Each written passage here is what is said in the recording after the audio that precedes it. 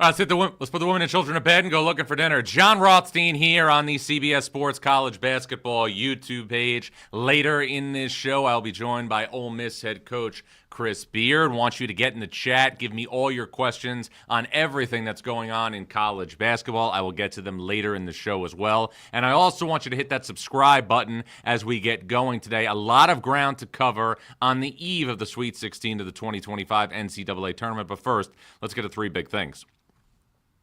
And I want to start right now that Jon Scheyer deserves more credit for the job that he has done filling in for Mike Krzyzewski as the successor to Duke basketball. He did an admirable job, obviously, being the one who was the apprentice under Mike Krzyzewski, and now he is doing a tremendous job as his successor. Now, here's one thing we have to look at. One of the hardest things there is to do in sports is to be the guy that follows the guy.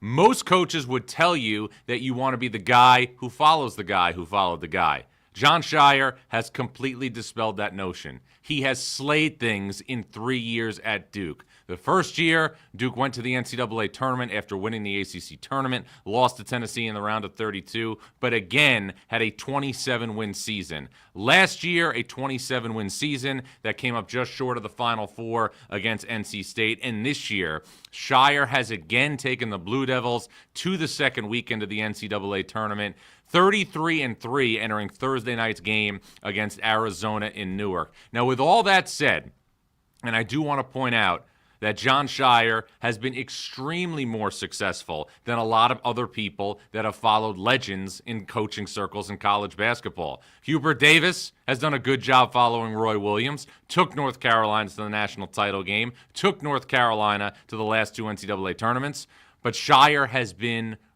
somebody who has been a force out of the gate and kept Duke at the top of the polls. We've seen this also throughout history. Louisville, when it lost Denny Crum, had to hire Rick Pitino to keep things going. We've seen it, obviously, at places like Syracuse and Villanova, and that's not to disparage, obviously, the people who follow Jim Boeheim and Jay Wright, but it's the utmost truth. Jon Scheyer deserves more credit for what he's done following Mike Krzyzewski at Duke.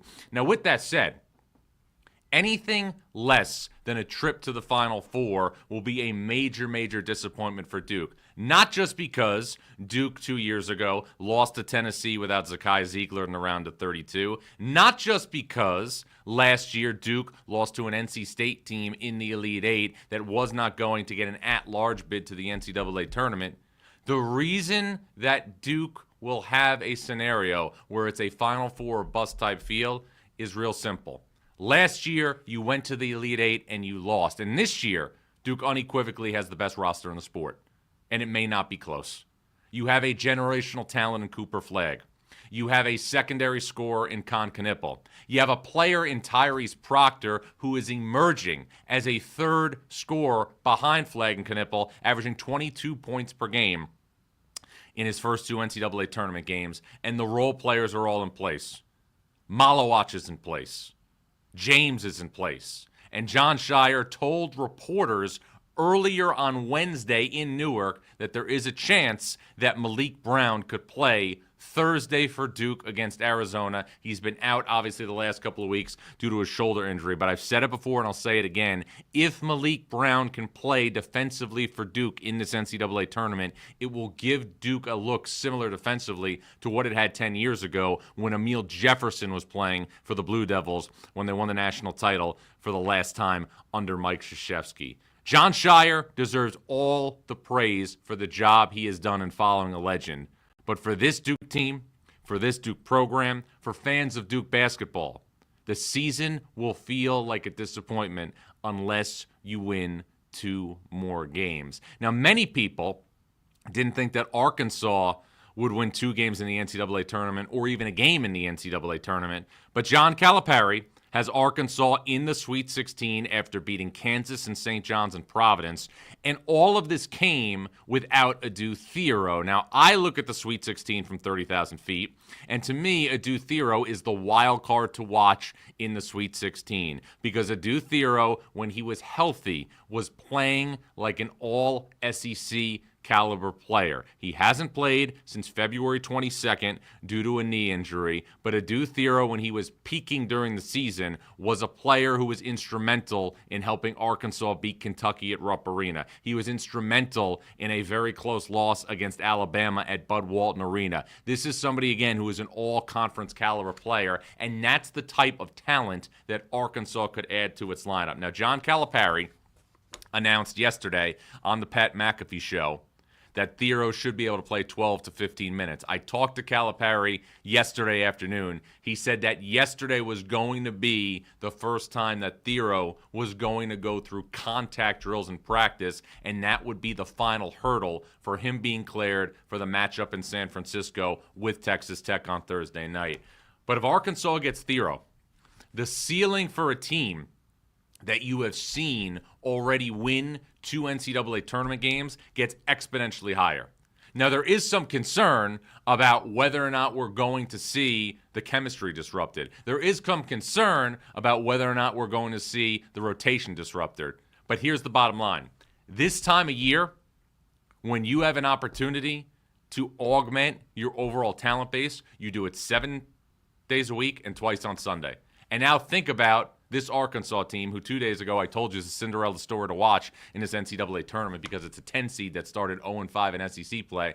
Now all of a sudden, these are the players, if Adou Thiero can be Adou Thiero, that John Calipari is going to have on its roster.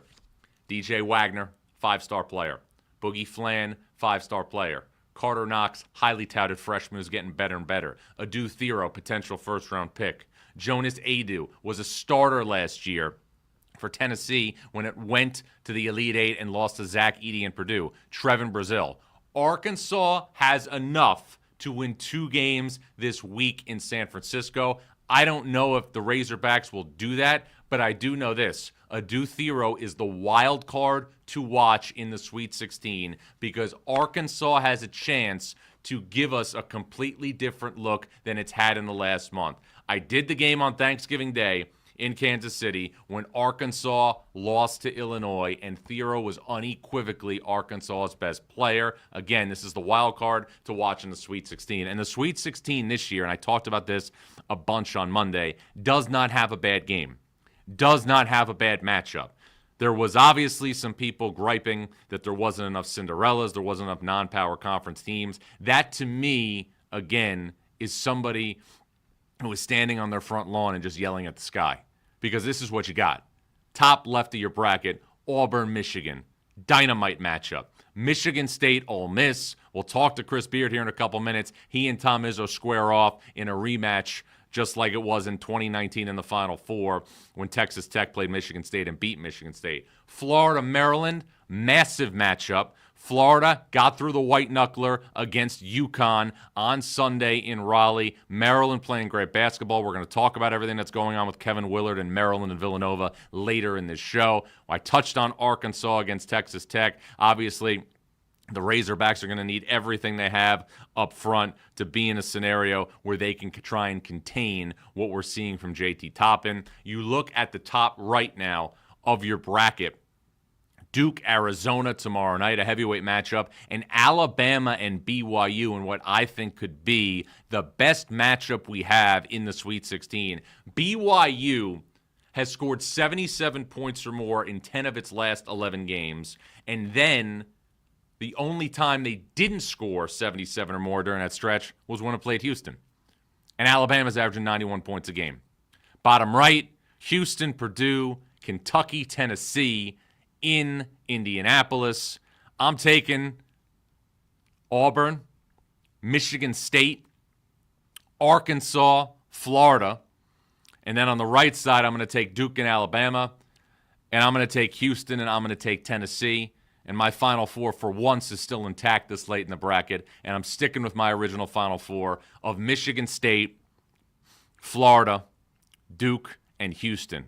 This is as star-studded, and as loaded a Sweet 16 as we have seen in quite some time. Again, Ole Miss head coach Chris Beard is going to join us in just a second, but we want to get to the chat. We want to get to everything that's on your mind coming up next. Send me questions in the chat. Again, you can obviously subscribe and listen to us as we continue to get going here on this new venture. Want you to send me your questions about anything related to college basketball. We'll be back in a minute, but please remember, this is March.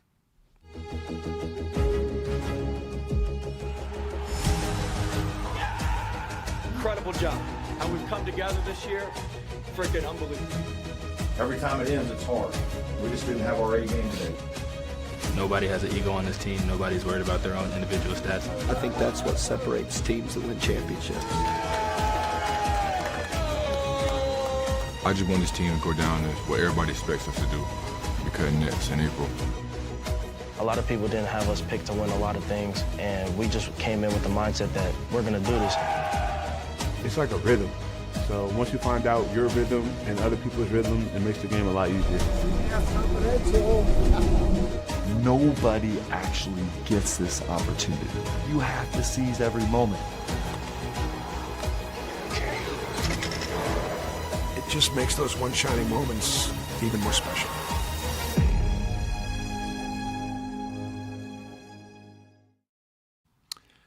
All right, Jon Rothstein back here on the CBS Sports College Basketball YouTube page. Want to get into your chat right now. Hit that like button, subscribe. Want to get to all your questions, and we have plenty of them right now. And we are going to get to the Villanova situation later in this podcast, I promise. Joanne wants to know, John, how will Alabama possibly keep up with BYU's potent offense tomorrow? Well, look, Alabama defensively, and I'm just saying this as somebody who was with the Crimson Tide last week in Cleveland. Alabama defensively was a team, again, that has underrated size up front. Cliff Amore, Grant Nelson, Aiden Sherrill, and obviously Mo Diabate, who I wrote about today in my daily column, The Breakfast Buffet, are all playing at a high level. LeBaron Philon is going to be a major, major key in this basketball game because LeBaron Philon is going to be in a situation where he is going to check the best player that's playing on the perimeter for BYU. He is a key defensive player. All right, who else wants to talk right here? A lot of action right now from these Maryland fans, and I promise you I'm going to get into the whole Kevin Willard, Maryland-Villanova situation in just a bit. Paul G. wants to know, John, which 1 seed do you think is most susceptible to getting upset before the Final Four? Well, all of them have tough games. Duke's got Arizona. Houston has Purdue 69 miles away from its campus at Lucas Oil Field. Auburn has got to play Michigan. Florida has to play Maryland. You know, I would lean Florida because I think if you look, even though Florida's played the best out of everybody the last couple of weeks, you look at the other teams, Houston, Duke, and also Auburn, those programs have been to this level of the tournament under their respective head coaches. Pearl and Kelvin Sampson have been to a Final Four in the last 6 years. John Scheyer went to an Elite Eight. And again, you have to wonder about the caliber of the opponent. Maryland is loaded.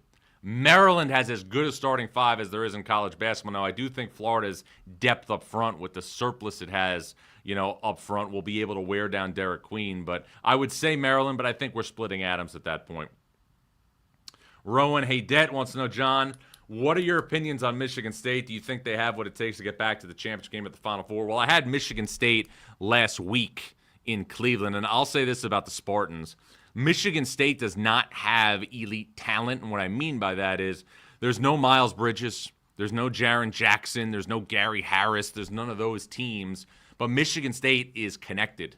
Michigan State is elite as one. And I thought one of the big takeaways I had, and I asked Tom Izzo about this after the broadcast on Sunday, I felt that it was incredibly impressive that Michigan State was able to win an NCAA tournament game against New Mexico with only one made field goal from Jace Richardson, who had a stretch from mid-February into that game where he was a major, major threat in double figures. A major, major threat.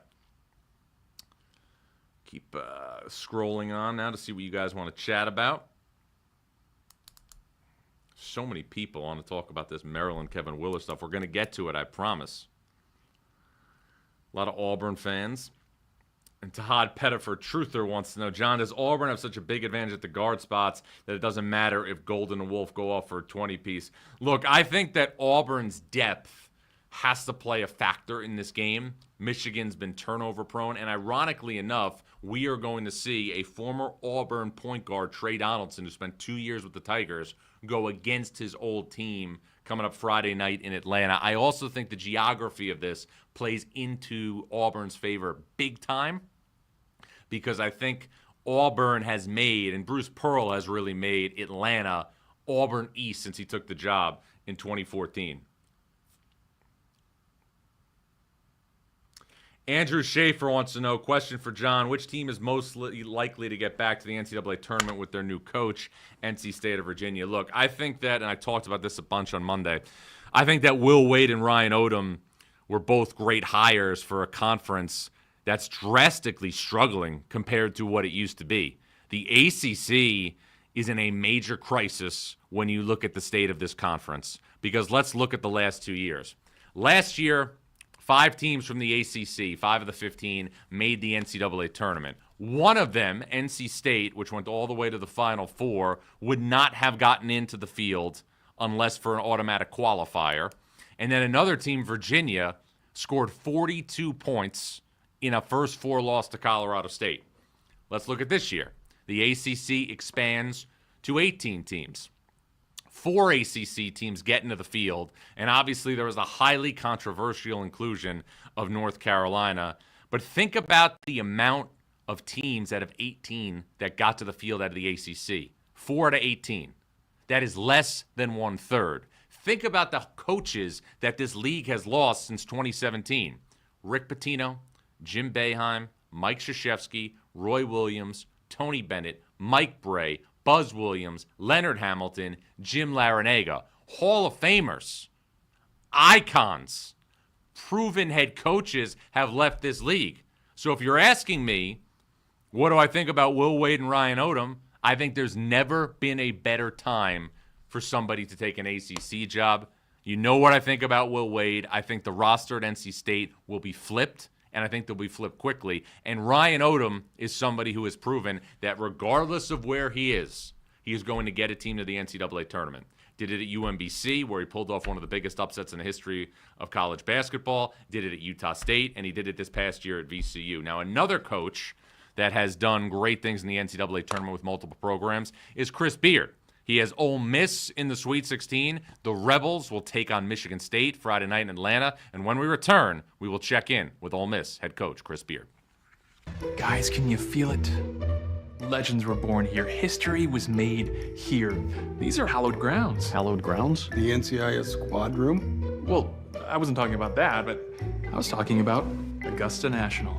All right, it's finally time for the Masters. I hear it's a tradition unlike any other. And we now welcome in Ole Miss head coach Chris Beard. And Chris Beard is somebody who obviously loves taking on tall tasks. And Chris, welcome. Now, you had a tall task, obviously, a couple of years ago when you decided to give up beer for the season. And I'm curious, now that you have conquered what you've conquered at Ole Miss, what was more difficult? Not drinking a beer throughout the course of a college basketball season or taking Ole Miss to the Sweet 16? Yeah, both challenging, but neither really difficult. It's all about discipline at the end of the day. Chris, you've been a Division I head coach for just 10 years, but, you have led 4 different Division I programs to a win in the NCAA tournament. How have you done it? Good players. That's always the common denominator in this sport. I know a lot of times the coaches and programs get a lot of attention, but the bottom line, this is a player's game. We had great players at Little Rock, great players at Texas Tech, great players at Texas, and same deal here. We got really good players that have all bought in. They're playing together, and that's why we're in the Sweet 16. How is being the head coach at Ole Miss different than being the head coach at Texas, Texas Tech, or Little Rock? Yeah, I think every job is different, and Ole Miss is just a special place. It starts with where we all live. We live in Oxford, one of, if not the best college town in our country. We live in a really cool state, too, like the Mississippi coast. We've got beaches in the water, capital city of Jackson, and, of course, college towns, kind of a state divided. great rivalry with us and Mississippi State. Really good basketball in Mississippi, junior college, high school. So it's a really cool place to live and a lot of really cool people down here. And, you've done a lot of really cool things in your career, and I can tell, obviously, throughout our conversations that the one thing that really brings out the emotions from a basketball perspective when the topic comes up are your teams at Texas Tech in 18 and 19 that went to the Elite Eight and the national title game. I'm now curious, because this Ole Miss team is at this point, how does this Ole Miss team compare to those teams at Texas Tech in 2018 and 2019? Yeah, we think about that from time to time, not just the Texas Tech teams, but all our teams that have won championships. We've shown this year's Ole Miss team film of our Little Rock run, of our Texas NCAA tournament team, of course, of the Texas Tech team. So I think similarities between these two teams, just off the top of my head, a lot of older guys that we try to get it done in a quick setting. Certainly with Matt and Tariq back in the days being 1 year kind of portal guys before the portal. The grad transfer rule was kind of what started all this. So this year's Ole Miss team, we've obviously got a lot of 1 year players, first year players. And the biggest positive has been where we've gone from the very first day of our journey, first day of summer workouts to this morning's practice. We've just continued to get a little bit better each day. And I told the guys this week in preparation, are we ready to beat Michigan State today? Probably not. But the game's not till Friday night, and we have to embrace the time that we have between now and tip to just keep getting better. Well, and obviously to have a chance to win games like you're going to try and win Friday night, you need to have great guard play, and you have one of the more under-the-radar guards left in the tournament and one of the more under-the-radar guards in the country in Sean Padula. Why has the marriage between Chris Beard and Sean Padula been such a good one? Yeah, I think both sides have been willing to listen more than talk. I know in the recruiting process, I really tried to get to know Sean and exactly what he was looking for. And I think he did the same. I think he understood exactly what we were trying to do at Ole Miss. So both sides have really listened. I'd like to think that we brought the best out of Sean. And he was a really good player for Mike at Virginia Tech. So we weren't trying to reinvent the wheel. We were just trying to make him his most aggressive self and maybe add a few things to his game, both mentally and physically. The other thing about Sean is the players that are around him. Juju, Matt, Barnes, Klafke, the guys that are in that backcourt with him are a big part of Sean's success. And I know he'd be the first to tell you that. Well, one thing you'll say about Sean Padula is he's definitely not a fraud. And, prior to the NCAA tournament, a member of the CBS Sports family, Tim Doyle, said that Ole Miss was a fraud. Did you use that as motivation for your team at all entering March Madness? Yes, we did. The first time that I was asked about it was at a press conference locally, and I wasn't aware of it. Mm-hmm. So I think when I said we haven't spent a second talking about it, that was the truth at the time. But after kind of educating myself through others about that, of course we talked about it. And, at the end of the day, I don't know, maybe the guy was trying to do us a favor. Maybe he's a closet Ole Miss fan, just doesn't want to tell anybody. So, I understand it's Ole Miss. It's not blue blood. So those guys that sit there in the fancy suits in the studio that have never been to Oxford for a practice, to my knowledge, have never seen us play live.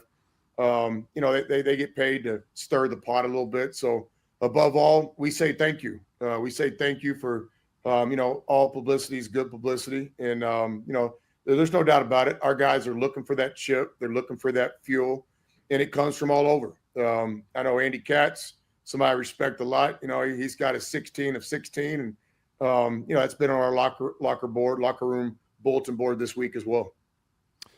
You can't be a fraud if you navigate the SEC conference this year, which has been, unequivocally the best power conference in the history of college basketball. 7 out of 16 in the Sweet 16.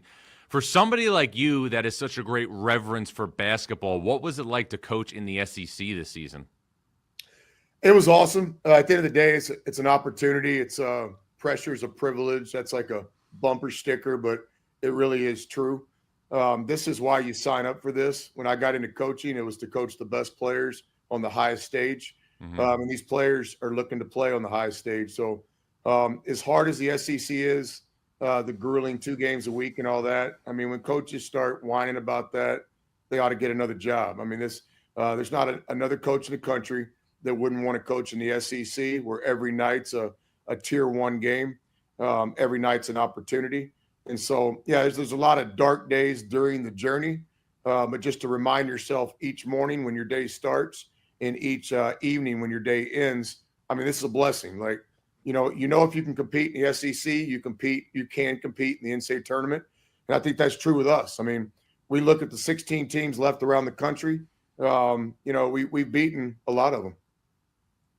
Well, you know, we talk about the coaching in the SEC, and obviously it was top tier all season long. I think now with Sean Miller going to Texas, 9 of the active 16 head coaches in the SEC have all at least taken a team to the Elite Eight. But you're going up against somebody on Friday night in Tom Izzo, who in a lot of ways is the dean of the college basketball coaching profession. I know you coached against Coach Izzo 6 years ago in the Final Four.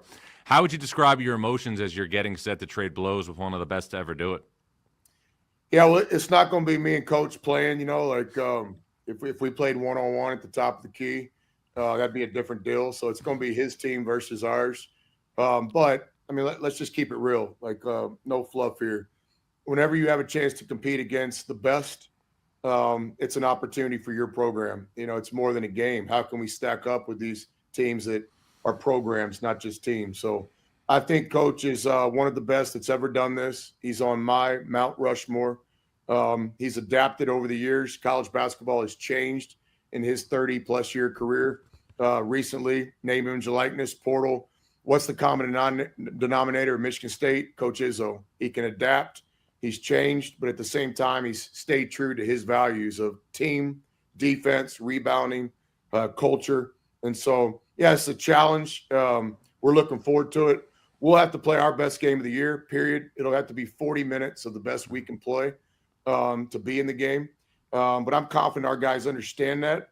And if we can play well, you know, it should be a classic March basketball game. How do you beat Michigan State on Friday?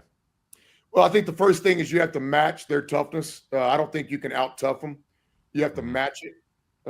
That's, you know, running the floor when you're tired. That's 50-50 balls, rebounding, screening, and cutting. The mental toughness involved with the long game. And so that's the first thing. Over the years, we have felt like from time to time, we can out-tough an opponent. That's not our objective in this game. We're trying to match their toughness the best we can, turn it into a basketball game, and then, you know, try to execute our game plan to give us a chance to win the game. You know, Chris, you were obviously a pupil of the late, great Bob Knight, and, you know, I know he had a profound impact on your coaching career. As you get set to play these big-time games in March, what are the biggest things that you've taken from Coach Knight that you now implement to your old teams? Yeah, I think at the bottom line, big picture, when I think of Coach and Pat, preparation always comes to mind, one. You know, making sure your team's prepared in every way possible. That's my job, our staff's job. And then number 2, just play with that confidence on the biggest stage. I thought Coach Knight's teams were always prepared, and we were always confident in NCAA tournament games. We felt like if we executed our game plan, our identity, then we had a chance to win any game. Final thing, you already have coached in a Final Four, and I know that all coaches who have coached in the Final Four, that's all they think about in terms of their goals. Now that you're 2 games away from getting back, what is it like for you just personally to be just maybe 80 minutes away from getting where you went in Texas Tech in 2019?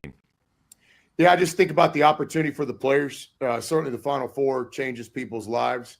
Like I think we have players in our team right now. If we make a Final Four, you'll see their names on draft boards. But the reality is today, that path hasn't opened yet. So we all know what the Final Four does for players, for coaches, for fan bases, for programs, for administrations, for collectives. And so, yeah, to be 80 minutes away from that, it is an ultimate goal of ours. We don't spend any time talking about that with our program. We just go next game up. We've got a 4-team tournament in Atlanta. The biggest game is the first game in the tournament. But to answer the question, I mean, yeah, it's why we all do this. You want to win a national championship. There's no way to get the Monday night if you're not in the Final Four. Chris, appreciate a couple of minutes. Safe travels to Atlanta, and as always, look forward to staying connected along the way. Thank you, John. Appreciate it. You got it. It's Ole Miss head coach Chris Beard. I'm Jon Rothstein. Remember, this is March. One of golf's elite courses, Quail Hollow, hosts the game's top players at the PGA Championship this May on CBS. All right, welcome back. Jon Rothstein here on the CBS Sports College Basketball YouTube page. Want you to hit that subscribe button. I also want you to continue to send me your questions. We're going to go back to the chat. Everybody wants to get excited right now about what's going on in college basketball. So send me your questions, and let's get on all of them right now before I get into 3 quick hits at the end. Joseph Thomas wants to know, John, do you think Kentucky can beat Tennessee for a third time? I think Kentucky is a bad matchup for the Vols. I think you're right.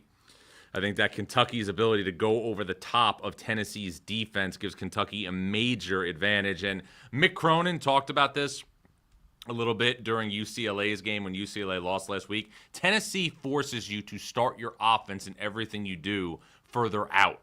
Ziegler, Lanier, Meshack, they're so good defensively, they push everything out of your offense. Kentucky also does not necessarily need to attack that offense really close to the rim. Kentucky's shooting can go over the top. Peyton Schuler wants to know, John, Arkansas with Thiero back feels like a Cinderella story. Can Cal bring this team to the Final Four? That is a realistic possibility. I'm not saying Arkansas is going to go to the Final Four. Texas Tech, Florida, and Maryland are all capable teams, and all 3 could go to the Final Four. But does Arkansas have enough to win 2 more games? Without question. Without question. Arkansas can win 2 more games. And I know there have been improbable runs to the Final Four. I know NC State last year was an improbable run, but Arkansas, in my opinion, starting 0-5 in SEC play and then losing Boogie Fland, the 5-star freshman, for 2 months with a hand injury, and then losing Adou Thiero for another month with a knee injury. If all that happens and John Calipari gets this club to a Final Four, historically, this will be on par with, what happened last year with NC State. CBB season wants to know, John, do you think the stadium setting, excluding the crowd, favors Purdue or Houston? I'm not concerned with that. I will say this. There is very good vibes for Kelvin Sampson in Houston going to Indianapolis. Now, why do I say that? I was in the bubble 4 years ago for almost a month when Houston went to the Final Four. And anytime you go back to a place where you accomplish something incredible, there's really good vibes for Houston, Indianapolis, even if Houston's going to have 2 road games, essentially, in my opinion, this coming up this week. Keep scrolling here. Keep sending me your questions. And I want to take all of them here, one by one. So many questions right now. Let's see what we got. Final thing, we're going to go to Rowan again. It's John, what do you think Ohio State needs to do in the offseason to get back to the tournament after 3 years? Well, the first thing you got to do if you're Ohio State and Jake Diebler is retain your players. Because retaining right now is the biggest thing I think that needs to be done in this climate of college basketball. And I've talked to a lot of coaches about this, the last couple of days with the transfer portal opening, which I'm going to get to in a minute. But one big thing that stood out to me Sunday night when I was doing the game in Cleveland between Michigan State and New Mexico was 2 teams in the round of 32 going back and forth. Michigan State's top 6 scorers were all players who started their career at Michigan State, and New Mexico's top 4 scorers were all in New Mexico's program the year prior. Everybody loves the attention that the portal gets, the commitments get, the graphic, the video, all of it. It's going to dominate social media for the next 60 days. Ohio State had great gets out of the portal, right? Last year. Aaron Bradshaw, Kentucky transfer. Sean Stewart, Duke transfer, McDonald's All-American. Michi Johnson, a guy who was a starting guard and the best offensive player on a team in South Carolina that was a 6th seed in the NCAA tournament. All that happened. Ohio State missed the NCAA tournament. Do not read in to everything that's happening in April or May. The retention piece deserves more attention. Now let's wrap this with some quick hits. Number 1, it just means more. 9 now of the active 16 coaches in the SEC have at least coached in the Elite Eight. That comes on the heels of Sean Miller leaving Xavier and going to Texas. 9 of the 16 now have at least coached in the Elite Eight. Nugget number 2, delay the portal. The transfer portal right now in college basketball being open in the guts of the NCAA tournament is a terrible thing for the sport. Tom Izzo went off about it a couple of days ago, and I completely agree with his sentiments. At least 1 week of a delay is exactly what we need. If you want to tell me that the transfer portal is going to start the week of leading up to the Final Four, I can deal with that. I would prefer the Tuesday after the Final Four, because here's the bottom line. College basketball is celebrated, and college basketball is revered because of the NCAA tournament. It is the greatest postseason and the greatest event that we have in sports. And putting the transfer portal and the opening of the transfer portal in the middle of all that takes attention from the showcasing of the event that everybody looks forward to, and it is also the apex of the sport. It is cannibalization at a Hannibal Lecter caliber level when we do this to the sport. 1 week delay I could live with. A 15-week delay I think would be better. If you want to move it to the Tuesday after the national title game, that would be ideal, but we can't continue to just drop the transfer portal opening in the middle of the NCAA tournament. I would agree that it would be fine if we did it after their Elite Eight Sunday, but we can't continue like we are right now. That needs to be remedied. Now, I want to talk some coaching stuff right now. Nugget number 3, all eyes are on Villanova. As of right now, 5 o'clock Eastern on Wednesday before the start of the Sweet 16, there is now one power conference job that's open, and that's Villanova. Now, Villanova is waiting on Maryland's Kevin Willard. Now, I reported on Selection Sunday that Maryland was working on a contract extension that would make Kevin Willard one of the top 10 highest paid coaches in all of college basketball. That deal that Kevin Willard has on the table now for Maryland, that's over $5 million a year. And there's other incentives that Maryland has put in the fine print in an effort to keep Kevin Willard at Maryland. As we have seen from Kevin Willard's reaction to press conferences throughout the NCAA tournament, things at Maryland are extremely, extremely volatile right now. The AD, Damon Evans, who presented Kevin Willard with a term sheet a couple of weeks ago, is now set to become the next athletic director at SMU. And Kevin Willard has aired a lot of these frustrations publicly throughout the NCAA tournament. But I have never seen a program go to the second weekend of the NCAA tournament and have all this uncertainty surrounding what's going on with their head coach moving forward. But this is Maryland basketball right now. This is the state of affairs.